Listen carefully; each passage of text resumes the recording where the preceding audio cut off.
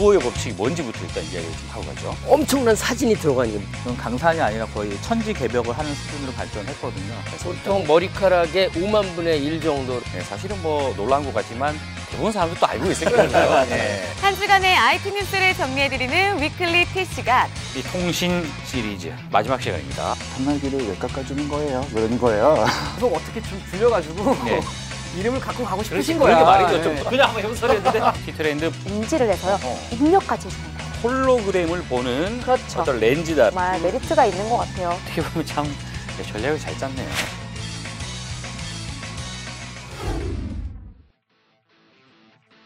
여러분 안녕하십니까. 티타임의 차정현입니다. 올해가 무어의 법칙이라는 게 50년이 된 해랍니다. 이 무어의 법칙이라는 게 어떻게 보면 특정 회사의 이야기에서 시작되긴 했지만 지금은 전 세계 어떤 반도체 시장에 어떤 하나의 어떤 룰처럼 그렇게 자리 잡고 있는데 이 반도체라는 게 어떻게 발전해 왔으며 이게 발전하면 뭐가 좋은지 오늘 이와 관련된 이야기를 해보겠습니다. 이희성 대표 그리고 정호성 기자 함께합니다. 안녕하십니까. 안녕하세요. 자, 그 무어의 법칙. 제가 이제 학교 다닐 때 들어는 봤습니다. 들어는 봤는데 이게 50년이 됐다고 하더라고요. 대표님, 무어의 법칙이 뭔지부터 일단 이야기를 좀 하고 가죠. 예, 무어의 법칙은 이제 반도체에 탑재되는 반도체 집정량이 매 2년마다 이제 2배씩 증가한다는 법칙입니다. 그래서 인텔의 창립자 중에 한 명인 고든 무어의 이름을 따서 사실은 무어의 법칙이라고 저희가 명명을 했는데요. 예.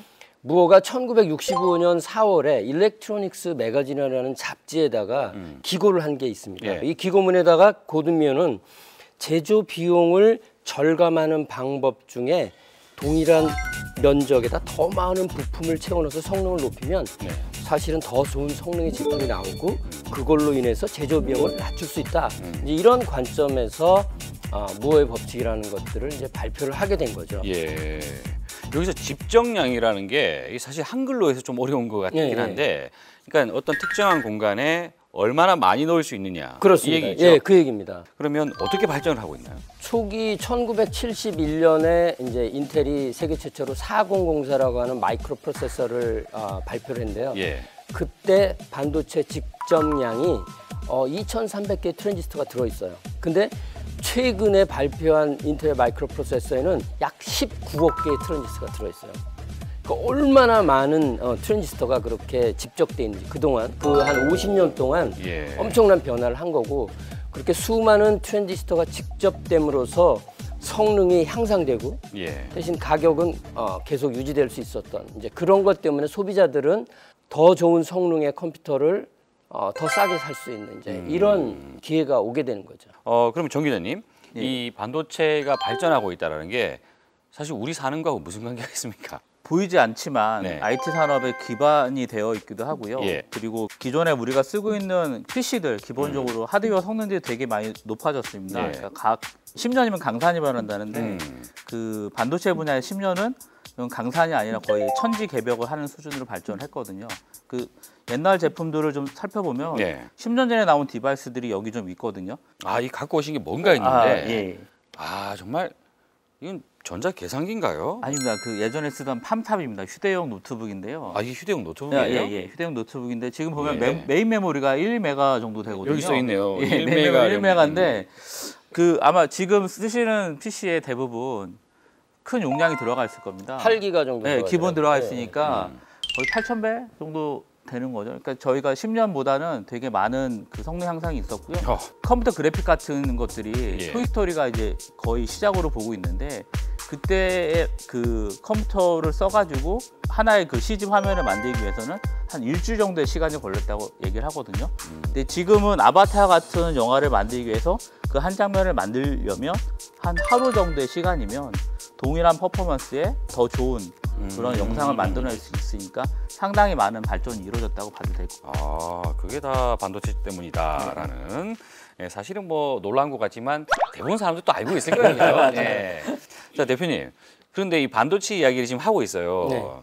사실 뭐 반도체 관련된 회사에 또 다니고 계신데 우리가 지금 알아야 됩니까? 근데 일반인이? 앞으로 우리가 IoT 시대에 많이 가져야 될 이제 웨어러블 디바이스라든지 뭐 이런 모든 디바이스들에 컴퓨팅 기능들이 다 들어가게 돼요. 센서? 센서가 아니고요. 그거는 이제 감지하는 부분이고 그 감지된 신호를 처리하는 이제 그런 부분이 이제 컴퓨팅 부분인데 그 부분이 다 들어가게 되는 거죠. 웨어러블 컴퓨터. 그렇죠. 그러니까 이것도 웨어러블이에요. 웨어러블 디바이스죠. 이 안에도? 거기도 컴퓨팅 기능이 들어가 있습니다. 예. 뜯어보면 있습니까? 그렇습니다. 야, 일단 눈으로 좀 봐야 되는데 지금 뭔가 많이 갖고 오셨어요? 이거 왜 갖고 오신 겁니까 이거? 시간의 흐름에 따라서 프로세서들이 어떻게 좀 발전이 되었는지 보여주고 싶어서 갖고 왔던 거고요.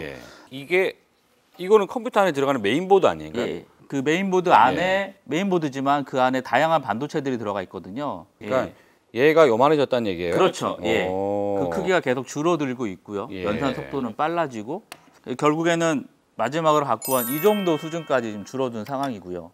586 펜티엄이 나왔던 시대가 제 기억으로는 90년대예요. 네, 맞습니다. 예. 90년대마저도 요만했어요.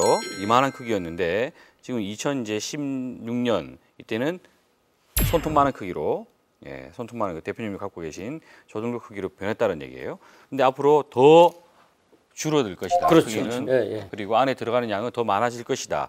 라는 게 무어의 법칙대로 되면 그렇게 된다는 얘기예요. 예. 자, 그리고 최근에 그 14나노미터 공정 기술이라고 합니다. 예. 5세대 얘기를 하면서 이것도 복잡해지네요. 그 반도체를 만들려면 그 노광을 하고 사진을 찍어야 되거든요. 회로를 설계한 부분을 사진을 찍어야 되는데 그 사진의 그 미세한 그 선 굵기를 얼마나 더 얇게 하냐에 따라서 그것이 반도체를 더 많이 만들 수 있는 거거든요. 그것을 이제 마이크론에서부터 시작해서 지금은 나노까지 공정이 왔는데 1나노가 10억분의 1 메타니까 그걸 이제 계산해 보면 14나노로 한다면 10억분의 114m 이 정도로 엄청나게 이제 회로 선폭이 미세화됐다 이렇게 보면 되겠습니다. 자, 그러니까 보통 우리가 1나노미터라 그러면 머리카락 굵기를 가지고 비유를 많이 하지 않습니까? 보통 머리카락의 5만 분의 1 정도를 아마 1나노라고 보시면 될 겁니다. 머리카락 굵기 5만 분의 1이요? 예. 그러니까 일단 우리 눈으로 볼 수 없는 영역이에요. 예. 눈으로 볼 수 없는 영역에 뭔가 작업을 한다는 얘기입니까? 그렇습니다. 왜 이렇게 하는 겁니까 도대체? 그렇게 작업을 해야만 반도체를 많이 직접 시킬 수 있기 때문에 그렇게 하는 거죠. 그렇군요.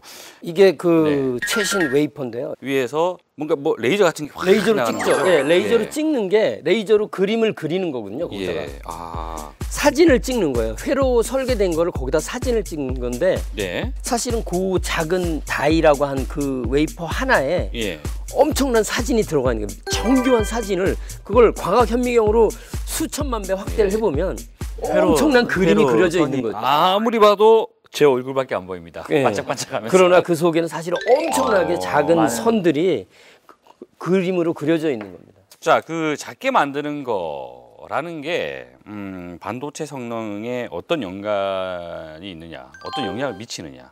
분명히 장점도 있고 단점도 있을 것 같아요. 그러니까 이제 작게 만들수록 열이 덜 발생되는 거죠. 덜 발생합니다. 그렇죠. 왜냐면 면적이 작은데 엄청나게 많은 게 들어가 있기 때문에 그 안에서 처리하는 게 많으면 열이 많이 발생하는 거 아니에요? 아닙니다. 작을수록 더 열이 적게. 왜냐하면 전류 소모량을 그만큼 줄이거든요.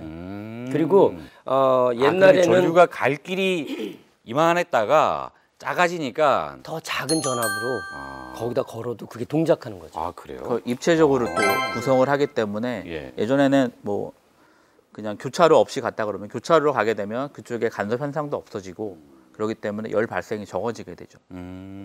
그래서 훨씬 더 작게 만들 수 있고 그리고 그냥 예전에는 이제 그 발열이 항상 문제가 되거든요. 반도체 애들은 열이 많으니까. 그 우리가 PC를 쓰다가 노트북을 쓰다가 갑자기 뜨거워지는 거 다 그것 때문 아니에요? 그렇죠.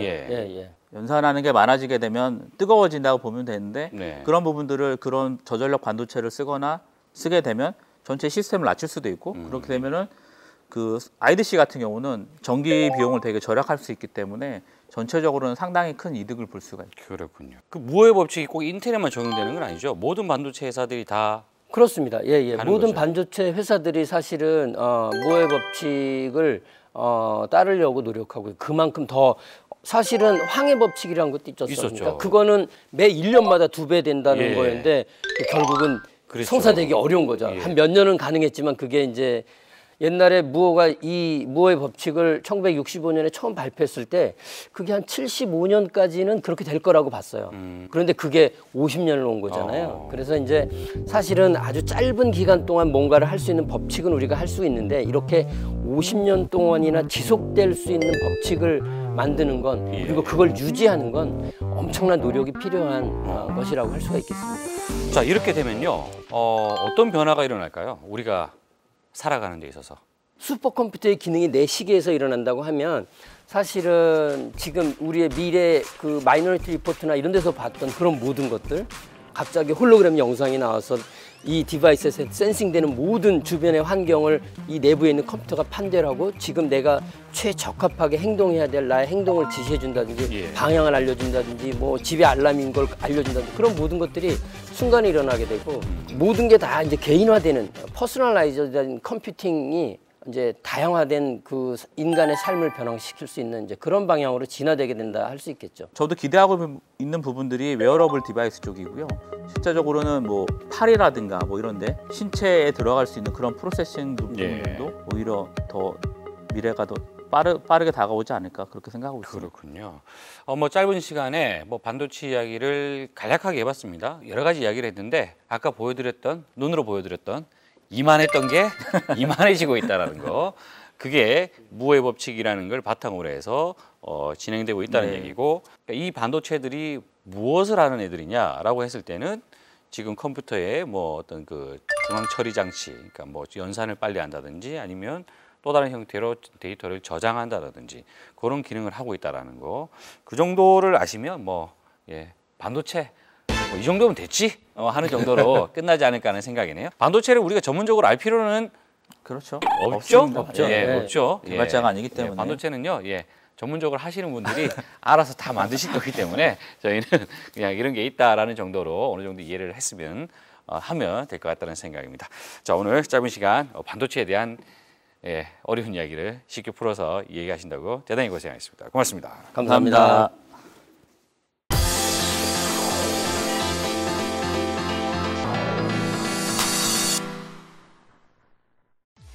한 주간의 IT 뉴스를 정리해드리는 위클리 T 시간.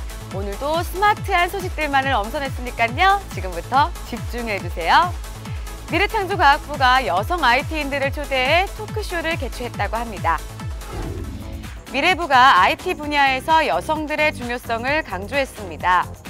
IT 분야에서 여성의 활동을 지원하고 잠재력 있는 여성 IT인들을 양성하기 위해 강연과 토크쇼를 진행했는데요. 여성 IT 전문가들과 대학생, 개발자, 교사 등 여성 IT 인력 100여 명이 한자리에 모여 의견을 나누었다고 합니다. 관찰력과 섬세한 감성을 지닌 여성들이 IT 분야에 더 많이 진출해야 한다는 것에 깊이 공감했다고 하는데요.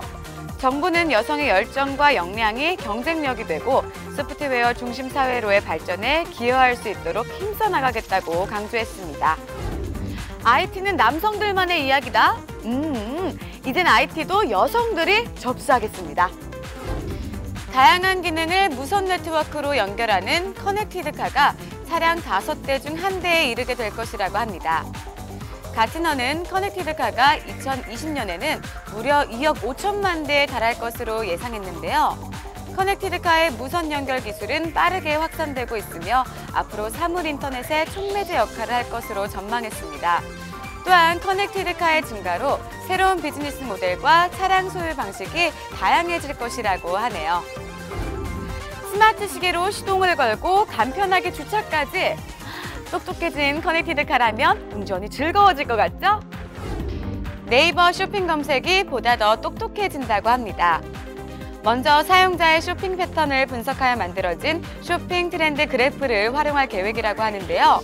분석된 정보를 이용해 사용자에게 가장 최적화된 쇼핑 방식을 검색 결과로 보여준다고 합니다.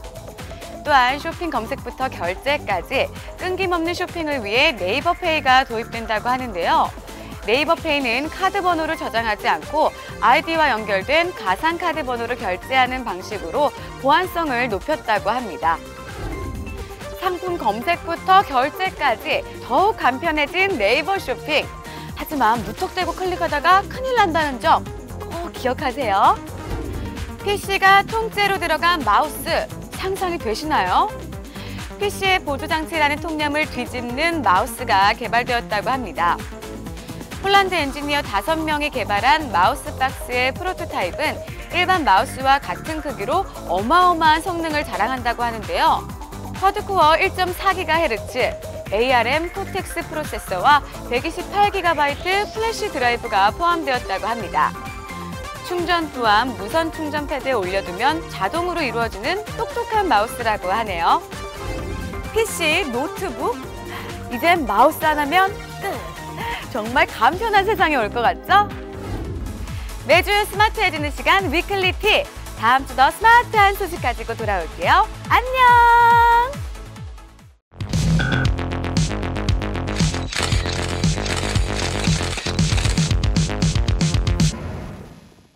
테크수다 위드 블러터 오늘도 함께합니다. 최호섭, 오원석 기자 나왔습니다. 안녕하십니까. 자, 오늘 이 통신 시리즈 마지막 시간입니다. 세 번째. 약간 좀 1탄은 좀 셌고 2탄이 좀 약하다는 얘기가 있었는데 3탄은 다시 또 회복해야죠. 예. 그렇죠? 회복해야 되는 네, 회복해야 됩니다. The iPhone 6. And this is the iPhone 6 Plus. 삼성 갤럭시 A.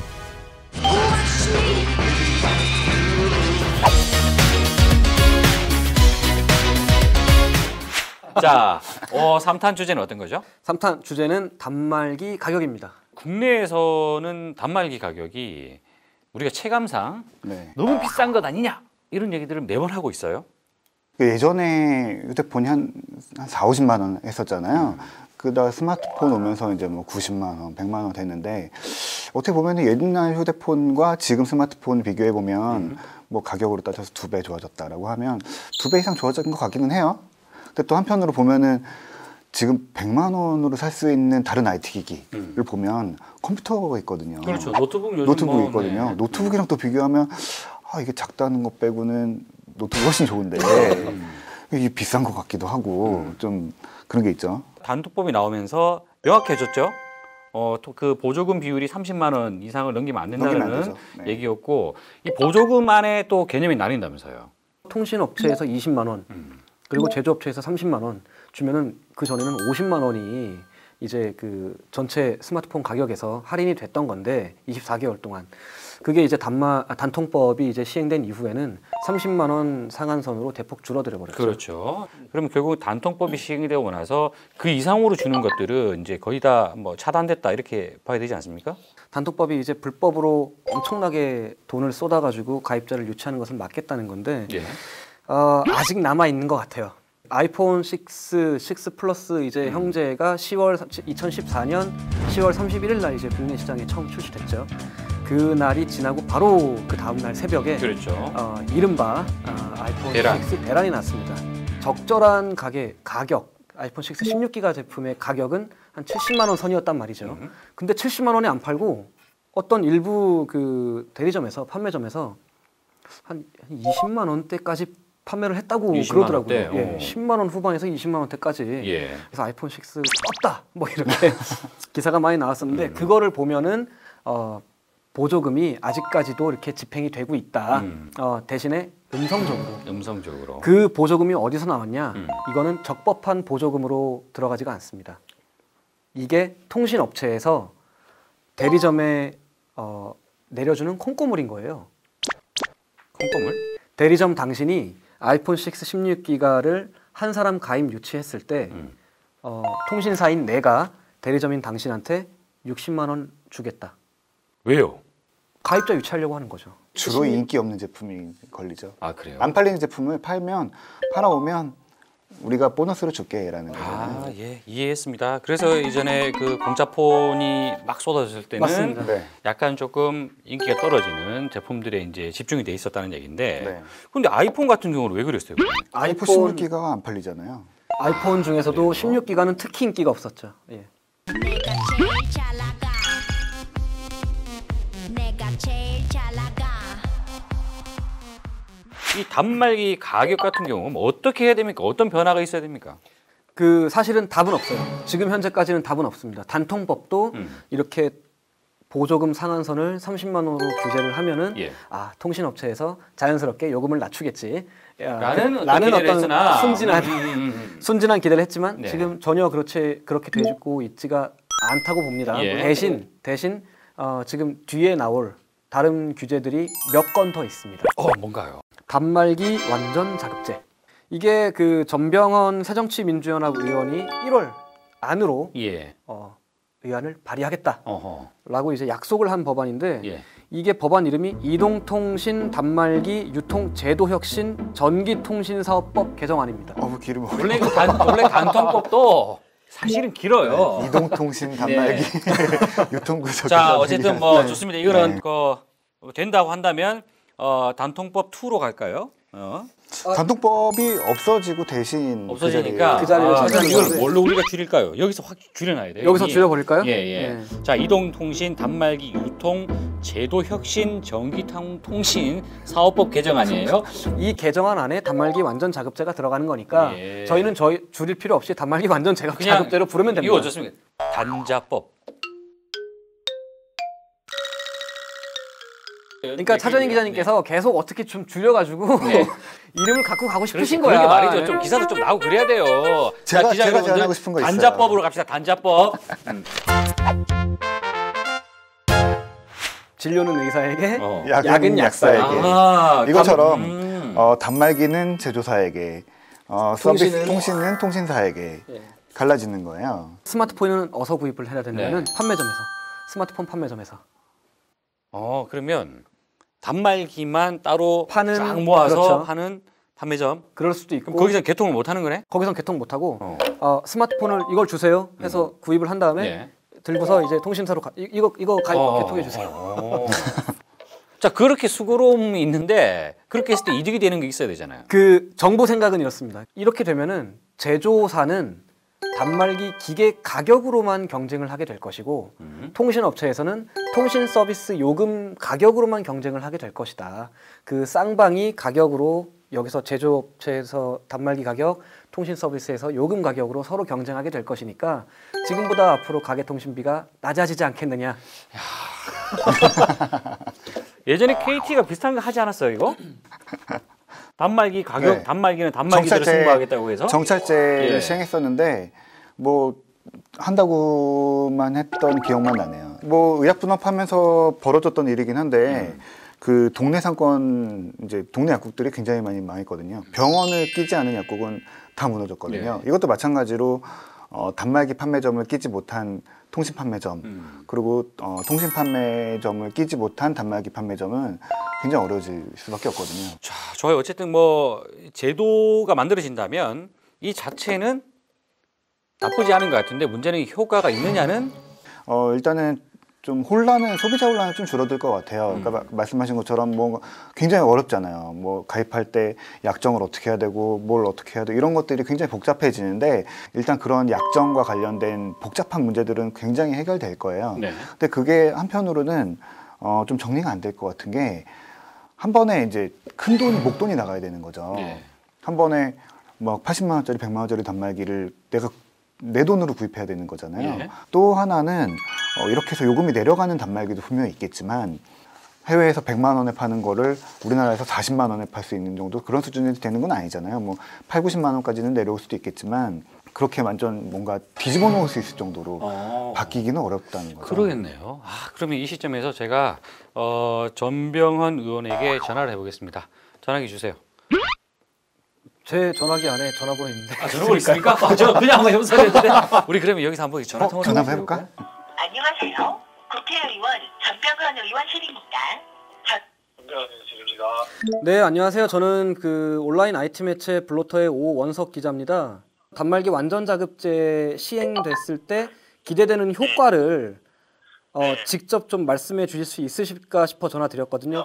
이 법이 도입이 돼서 시장에 정착을 하게 되면 그동안 불풀려졌던 단말기 출고가 인하 효과를 기대하고 있고 그리고 통신 3사가 그 어떤 단말기 판매를 통해서 이 고객을 유치하는 불법 보조금 과잉 시장을 요금 인하 시장으로 돌릴 수 있지 않을까. 네, 오늘 말씀 고맙습니다. 네, 감사합니다. 자, 예. 저희가 그 예정이 없었지만 역시 그 저희가 이제 기자이기 때문에요. 또 이렇게 팩트 확인을 해야 된다는 걸 여실하게 보여드렸습니다. 아, 정말 참 뭐든지 다 할 수 있는 방송이 여기서 지금 가능하고 있다는 점. 통신업체도 그렇고 제조업체도 그렇고 불법적인 마케팅으로 경쟁하는 게 아니라 그렇죠. 단말기 가격 낮추고 통신 서비스 요금 낮추고 이쪽으로 경쟁하게 될 것이다. 그래요. 하지만 효과는요. 나와봐야 알아요. 그렇죠. 나와봐야 네. 하는데 제가 이제 들으면서 이 생각이 드네요.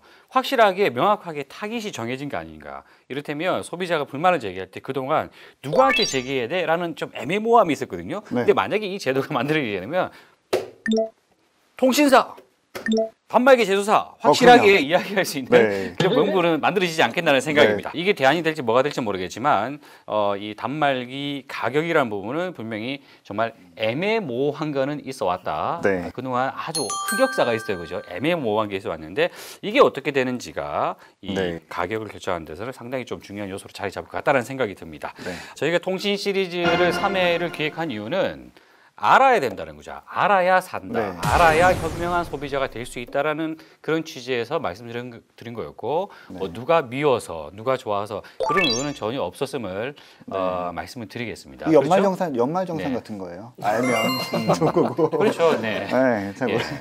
자, 오늘 통신 시리즈 네. 와, 그동안 준비하신다고 대단히 고생하셨습니다. 수고하셨습니다. 수고하셨습니다. 다음 주 예고를 하기 위해서 제가 깜찍하게 또 뭔가를 준비해왔습니다. 깜짝 놀라실 겁니다. 깜짝. 야, 여기 있습니다. 이야, 이거 보시죠. 이거. 야, 이게 뭐냐면요. 애플워치인데, 자, 애플워치를 오기 전에 못 봤고 저와 채기 전에 봤어요. 요거 어떻게 생각하세요? 좀 냄새가 나는데요, 이제. 요거. 자, 짝퉁이구나. 짝퉁 좋아요. 요거는 좀 다를 수 있어요. 짠! 오, 잠깐, 이거 진짜. 진짜 똑같다, 이거는. 진짜 똑같은. 짝퉁입니다. 국내 최초로 저희가 애플워치 짝퉁을 입수했습니다. 자, 중요한 얘기는 다음 주에 저희가 중국 짝퉁 이야기 그때 모든 것을 공개하겠습니다. 아, 재밌겠다. 자, 여러분 기대해 주시고요. 가자. 저희 나름대로 작전을 쓰겠습니다. 무슨 작전? 지금 이 수다만 잘 된다는 그 작전 안 돼. 그 작전. 나 씨. 수다 속의 티타임. 누구랑 지금 쟤랑 다 한 통 속에 내가 봤을 때 지금. 최정희 기자, 그 티타임 없애고 수다로 올려보자. 다음 편석 때. 저희 티타임 열심히 만들고 있습니다. 네, 테크 수다도 잘 나가고 있고요. 그러나 저희는 새벽을 지키도록 하겠습니다. 저희 굴하지 않습니다. 저희는 방송이 언제 나가든 저희는 끝까지 티타임을 할 것이고 그렇지 않습니까? 아니 세상에 지금도 새벽인데 더 새벽이 있으니까. 지금 밤이지. 밤이고 새벽. 그런 말이 있죠. 황혼에서 새벽까지. 네. 그 좀비 영화입니다. 예. 보셨구나. 자, 화이팅 한번 해야 됩니다. 네. 야한 얘기도 그냥. 예. 이 사람 정신 차리세요. 화이팅 해야 된다고.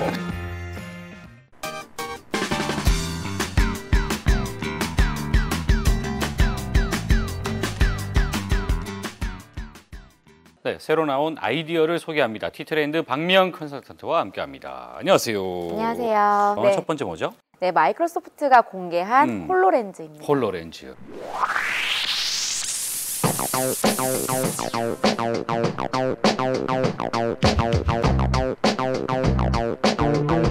네, 홀로렌즈는요. 기존에 우리가 알고 있는 헤드 마운트 디스플레이형 웨어러블 기기입니다. 기존에 우리가 많이 알고 있는 게 굴 글래스, 그리고 오큘러스 리프트, 그리고 모피어스 같은 제품들이 있죠. 네, 이런 제품들과 조금 다른 점은요. 기존에 오큘러스 같은 경우는 가상현실이잖아요. 제가 이 헤드 마운트 디스플레이를 끼고 있으면은 뭔가 새로운 세계에 제가 접속하는 거죠. 이 제품 같은 경우는 현실 세계, 제가 지금 위치해 있는 이 실물 세계의 실물 환경에 새로운 이제 화면들이 제 화면, 이 반투명 디스플레이에 비춰지면서 중첩이 되는 거예요. 그러니까 제가 있는 환경에 새로운 환경이 또 더 씌워지는 거죠. 네.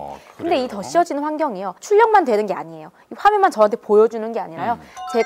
제가 뭐 터치를 한다거나 제가 움직이는 이런 것들을 인지를 해서요. 입력까지 해주는 거예요. 홀로그램을 보는 그렇죠. 어떤 렌즈다라는 이런 네, 개념이에요. 이걸로 무엇을 할 수 있습니까? 네, 컨셉 영상에서 보는 시나리오들 보면요. 게임이 가능해요, 먼저.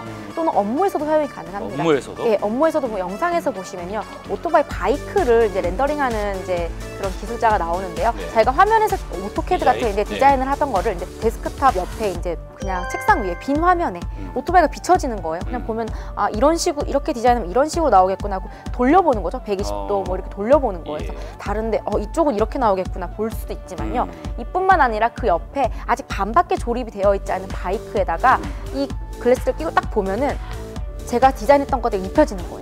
그러면 이제 완성된 어떤 바이크를 볼 수가 있는 거죠. 근데 이걸 보는 것뿐만이 아니라 제가 이렇게 움직여 볼 수 있는 거예요.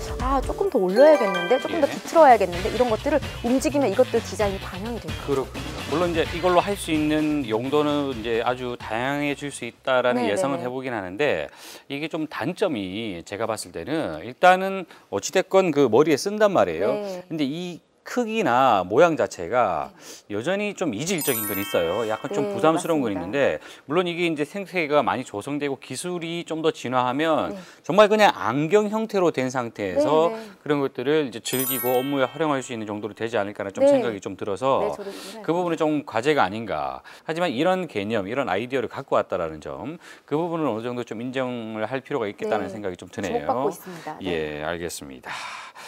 자, 다음 아이템은요? 네, 두 번째로 소개해드릴 서비스는 리니어블입니다.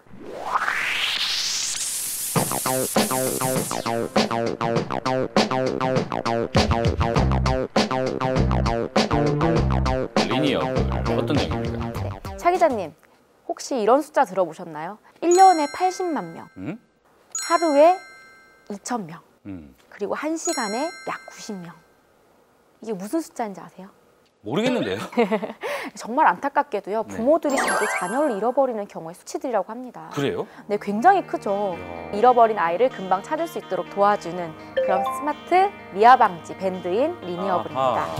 블루투스 4.0 기반의 서비스이고요. 그러니까 아이들이 이제 손목에다가 차는 밴드가 있어요. 일체형 밴드가 있는데요. 이 밴드를 끼고 다니면 부모와 조금이라도 멀어지면은 이제 알림을 주는 거예요, 부모한테. 알림을 줘서 이 아이가 지금 조금 네가 알고 있는 일정 거리 이상을 벗어났다. 빨리 확인해라 라고 알림을 주는 거죠. 확인하면 끝나면 안 돼요. 이미 확인했을 때는 없어졌는데 그렇죠, 위치 맞습니다. 파악을 해야 되는데. 네, 위치 파악을 해야 되죠. 아이의 그 밴드 안에 GPS가 있기 때문에, GPS 센서가 있기 때문에요. 이 GPS 센서가 계속해서 이 서버에 그 위치값이 정보가 저장이 되고요. 그 저장된 정보를 계속 엄마의 스마트폰으로 계속해서 뿌려주게 됩니다. 그럼 이제 아이가 위치가 어디에 있는지를 찾을 수가 있고 만약에 찾지 못할 경우에는 내가 이렇게 분명 위치 근처에 왔는데 아이를 못 찾을 경우에는 신고하기라는 버튼이 있습니다. 신고하기라는 버튼을 누르면 이 아이가 어디에 있는지 잘 몰라도 그 주변에 같은 앱을 쓰고 있는 부모님이 찾아줄 수도 있는 거죠. 아, 그래요? 네, 발견하면 연락을 여기에 주는 아이디어가 거죠. 있군요. 네, 그렇습니다. 그럼 결국은 이 애플리케이션 많이 사용하고 있어야 된다는 네, 얘기잖아요. 그래야 더 좋은 거죠. 네. 어떻게 보면 참 전략을 잘 짰네요. 이 제품 같은 경우는 사실 완전 처음 나온 아이디어는 아닙니다. 근데 기존에 나와 있는 제품들이 있어요. 미아 방지를 하는 이런 제품들이 있는데요. 기존 제품들은 좀 비싸요. 보면 한 $100, 뭐 $130 하기도 하고, 뭐 그냥 가방에 부착형이라던가 좀 무거울 수도 있고, 그런데 이 제품 같은 경우는 굉장히 간단하죠. 가격이 5,000원 정도밖에 하지 않습니다. 아, 그래요? $5라는 가격 때문에 일단 정말 메리트가 있는 것 같아요. 정말 이 티트렌드라는 어떤 이 코너에서 좀 하고 싶은 얘기들이 뭐 적절한 사례가 아닌가 하는데, 저희가 하고 싶어 하는 것은 아이디어입니다. 이 아이디어를 많은 분들에게 알리고 세상에 알리겠다라는 어떤 그런 거기 때문에, 혹시나 스타트업, 작은 스타트업이라 할지라도 어떤 이 아이디어를 한번 검증받고 싶다 또는 알려보고 싶다 하는 그런 분들이 계시다면 저희에게 연락을 주시면 저희가 적극적으로 반영을 하도록 하겠습니다. 자, 오늘 티트렌드 재밌는 아이템 준비하신다고 고생하셨습니다. 감사합니다.